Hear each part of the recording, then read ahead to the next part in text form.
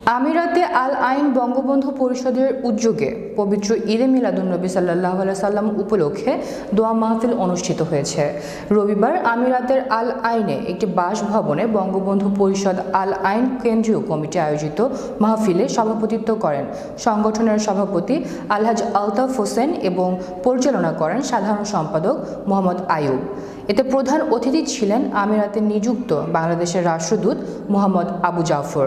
অনুষ্ঠানে বিশেষ অতিথি হিসেবে উপস্থিত ছিলেন সংগঠনের উপদেষ্টা আব্দুল শুকুর, মোহাম্মদ ইউনুস মিয়া চৌধুরী, সাবেক সভাপতি আব্দুল কাদের সিদ্দিকী, মনিরুল হক টুটুল, মনসুর আহমেদ, মোহাম্মদ সোলাইমান, সহসভাপতি শেখ মনসুর মোহাম্মদ, সহসভাপতি মোহাম্মদ সেলিমুল্লাহ খান, সহসভাপতি মোহাম্মদ জহিরুল ইসলাম এবং সহসভাপতি শেখ আহমদ শেখ করিম সহ আরও অনেকে।